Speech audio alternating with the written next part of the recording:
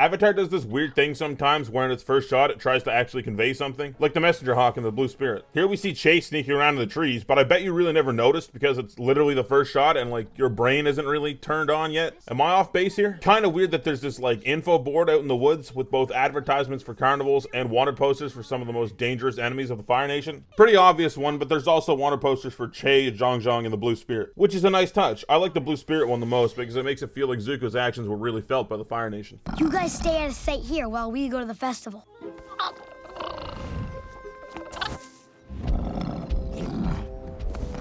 Momo, great job. Appa, good hustle. We get a weird little xylophone rendition of the Fire Nation theme here. Super quiet in the background.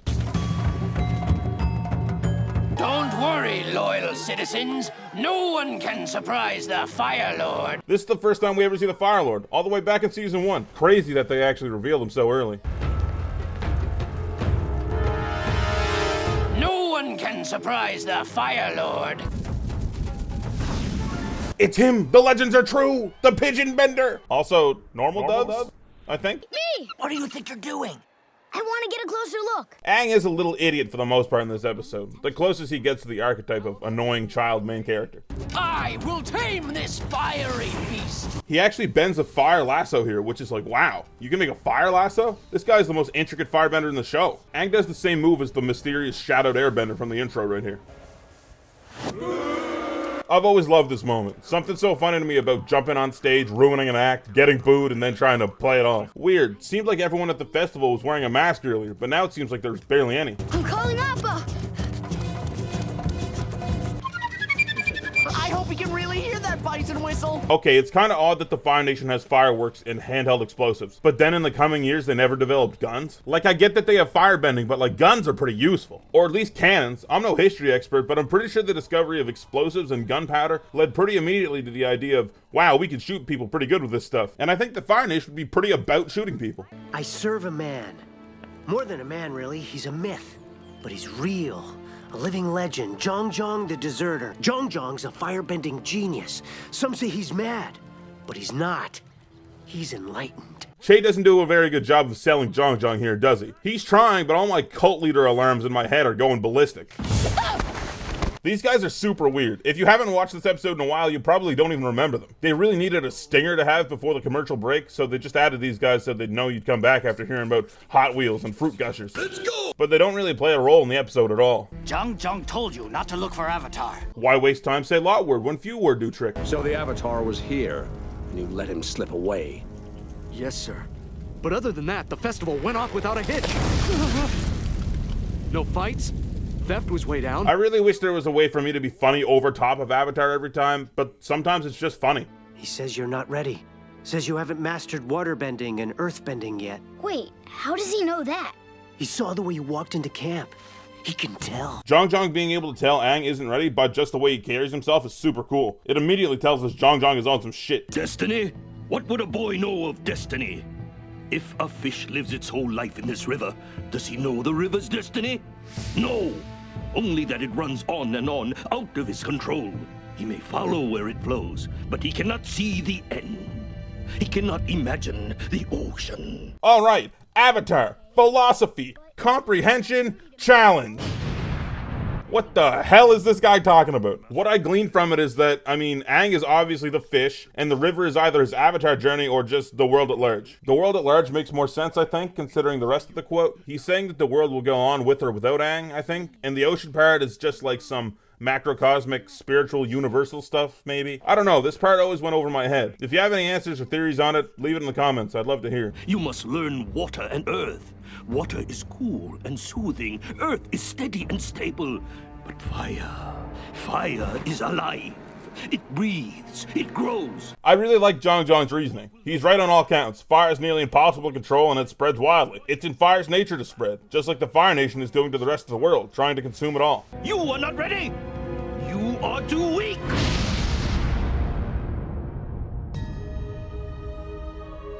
You think I am weak? Oh.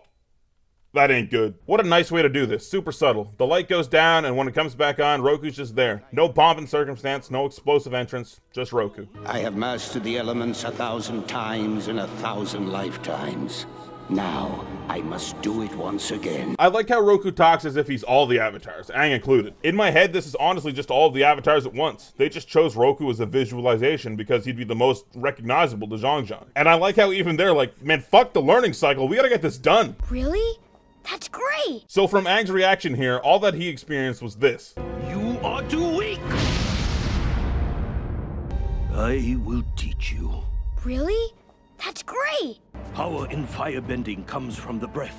Power in firebending comes from the breath. It's cool that the two wise firebending masters we've seen share a line. It somehow validates their position as master even further. Oh, just needed a few more frames of animation on Zhang Zhang here, guys. Gotta tighten up the graphics on level 3. This episode is the exact opposite of a training montage. That's awesome. Too often in shows are the struggles and hardships of learning a new skill or mastering one, summarized into a quick series of shots with catchy music. Hey, I'm all for a training montage once in a while, but it doesn't really feel like you or the characters are learning. Well, only in the most surface of ways, maybe. We don't get to see the blocks they face mentally, which is what Aang's struggling with. Aang's having trouble with the philosophy and the logic behind Zhang Zhang's teachings, not the physical side, which is something you can't just training montage away. I mean, let us begin. That was the coolest fucking thing I've ever seen. I did it! I made fire! Aang wanting to learn quickly has already been shown in the waterbending scroll. As soon as he learns something on a surface level, he wants to move on to something else, and not truly master what he's already done. Looks like I got the hang of that move.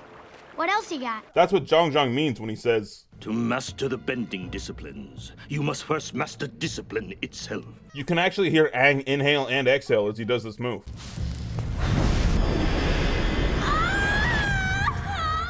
Katara! I'm so sorry! What did you do? It was an accident! I was, Katara, I'm so... I love that Sokka just completely decks Aang after he burns Katara. Hell yeah, Sokka, that's what big brothers do. What's weird is that he tackles Aang head on, but when they land, Aang is face down.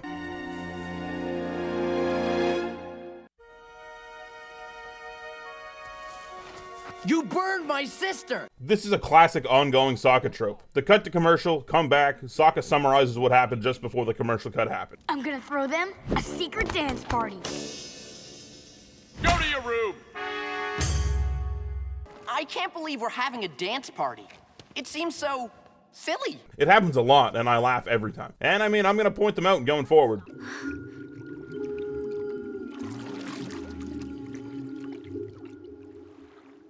You have healing abilities. Oh, okay. The great benders of the water tribe sometimes have this ability. It's cool that Zhang Zhang is cultured, too. He knows more about waterbending abilities than even Katara. Though it could be that he just fought against waterbenders back in the day, and he killed a bunch of them.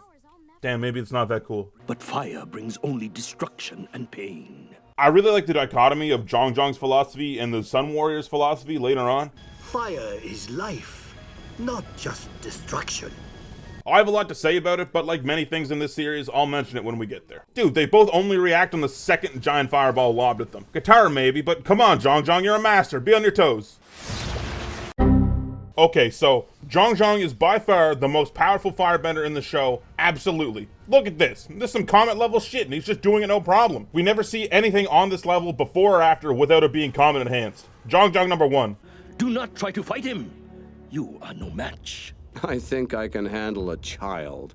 I have never seen such raw power. This line holds weight because of the line Che gave us before. Says you haven't mastered waterbending and earthbending yet. Wait, how does he know that? He saw the way you walked into camp. He can tell. Zhang Zhang hasn't seen much out of Aang, but we know he can extrapolate stuff from tiny details, which also explains why he's so diligent about discipline with Aang. His teaching style seems like it would have already centered around discipline, but with Aang's innate power, he had to drive it home even more. It's a trick! He's run off into the woods. Find him! A trick? Who is he, Chris Angel? It's a trick! How did you do that? I mean, seriously. Okay, when we hang out tonight, just don't mention my friend Zhao's weird, enormous hand. He gets really self-conscious. This fight is fine, I guess. The dynamic of Aang getting him to burn his own ships works with the theme of the episode, and it keeps up the fact that Aang is quick and resourceful. I don't like what it does to Zhao, though. Zhao was so cool when he was first introduced. Cool-headed, somewhat soft-spoken, conniving. Join me for a drink? This episode really bastardizes all of that. We've seen him get understandably angry after a loss, that's fine. Earlier in the episode, he's shouting at some common guards for not being able to capture Aang, something he and his entire fleet haven't been able to do either. And now he's getting goaded into a blind rage by a 12-year-old throwing insults at him. I don't know why, but I thought you'd be better than Zuko. It's just, it doesn't seem like the Zhao we were introduced to. This seems like a kid's show villain, and you're better than that, Avatar.